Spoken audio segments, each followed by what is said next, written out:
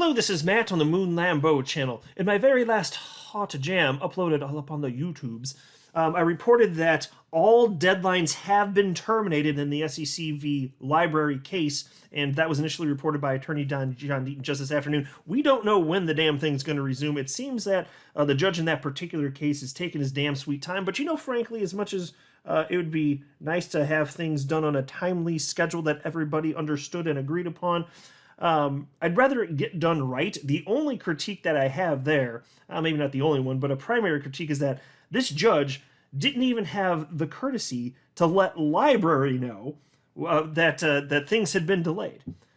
As recently as this afternoon, the library Twitter account was tweeting things to the effect of, it was stuff along the lines of, it'd be nice if, people in the government could do things in a timely fashion, just stuff to that effect, right? Well, what about the SEC v. Ripple case? Now, look, I don't think that, based on what I've read from the attorneys who have shared their opinions on social media, I don't think that anything having to do with the Hinman emails is going to delay summary judgment, so the finality of this case. But it does look like the SEC has a few options when it comes to delay tactics surrounding the Hinman emails. And so I'm sure most of you are aware at this point that Judge Torres sided with Judge Netburn just the other day, a couple days ago, and said, yes, SEC, you really do actually have to hand over the Bill Hinman Ethereum Free Pass emails and everything having to do with that and all the drafts of the Ethereum Free Pass speech. And that's a devastating blow for the SEC because there's got to be something in those emails that is potentially exculpatory, because I don't understand why they're fighting so hard otherwise to prevent this information to get into the hands of Ripple, because they do not fight with this intensity on any other topic, not to this level, certainly not. So attorney James K. Filan shared his thoughts on this. But before going any further, I do want to be clear that I do not have a legal or financial background of any kind. I am not offering legal or financial advice, and you definitely should not buy or sell anything because of anything that I say or write. I'm just an enthusiast who enjoys making YouTube videos about crypto-related topics, but just as a hobby and just for fun. So here's what attorney Filan had to say on this topic. Some thoughts on the next steps in the quest for the Hinman documents. The SEC has a number of procedural cards they can play to try to further delay complying with the order to produce the Hinman documents. First, they can ask Judge Torres to reconsider her order overruling the SEC objection. So I will pause to note right here. The initial devastating blow came from Judge Netburn, the magistrate judge in this case, who is basically like the little helper judge, helping with all the discovery stuff and other such things. Well, the first devastating blow came from Judge Netburn in January of this year when she said, your DPP claims, which is deliberative process privilege, all the privilege claims you're asserting having to do with the Bill Hinman Ethereum Free Pass emails don't make no damn sense, and you must hand these over. Well, in that case, the SEC responded by requesting a reconsideration. And so Judge Netburn complied, and she looked at the request for the reconsideration and came back in April and said, no, effectively, you do still have to hand over the Billy Boy Hinman Ethereum Free Pass email. So the idea that they might ask for a reconsideration for Judge Torres is not outside of the realm of possibility.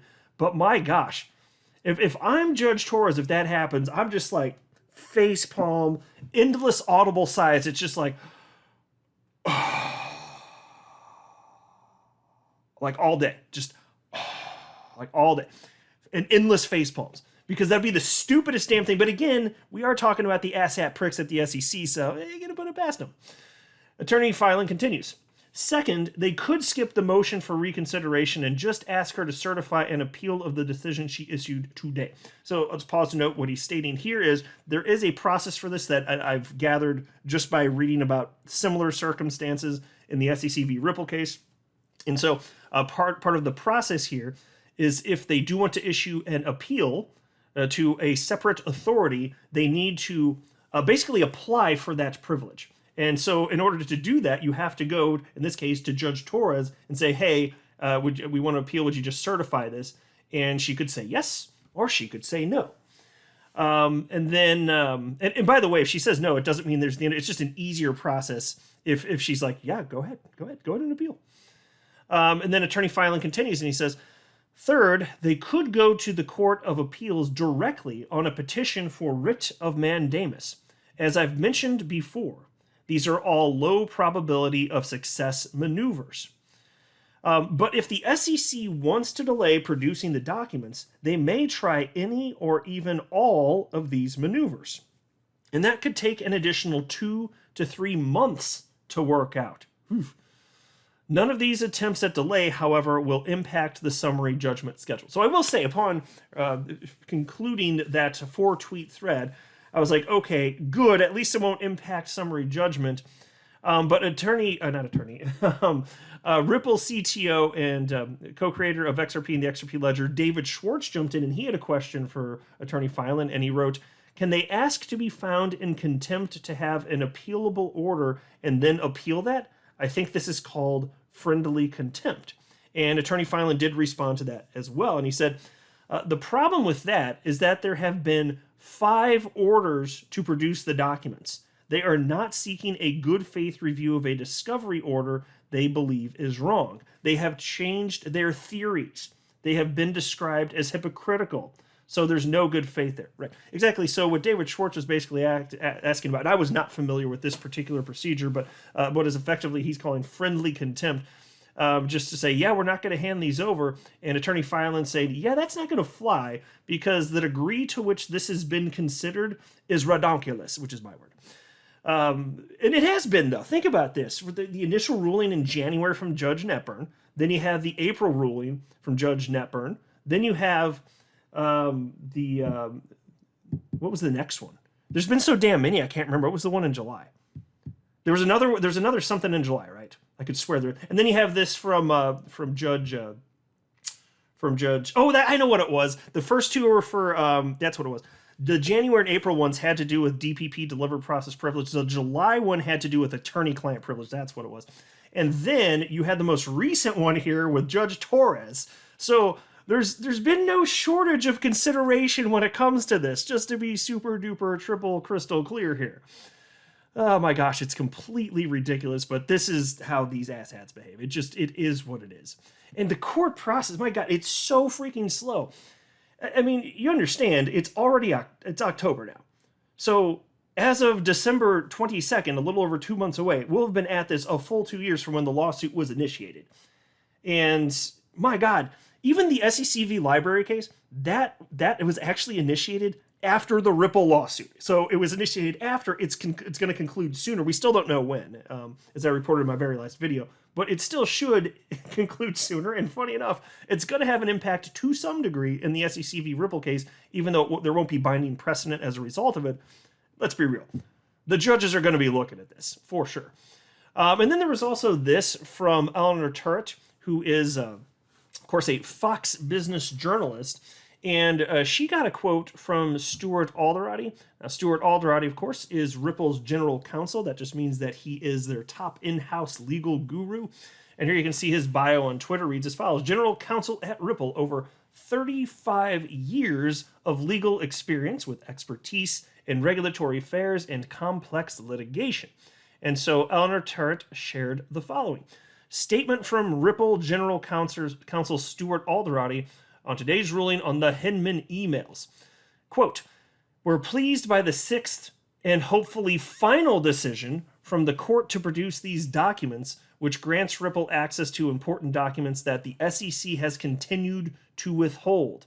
The SEC continues to deliberately foster uncertainty rather than provide clear guidance, which is why we are vigorously defending this case on behalf of the entire crypto industry.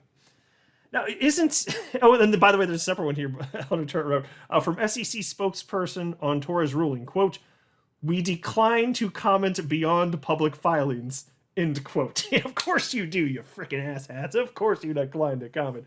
But Ripple, they're not afraid to be a bit public about this. That's because they're on the right side of the law. They have no hesitation over this. They're happy to speak publicly. They do.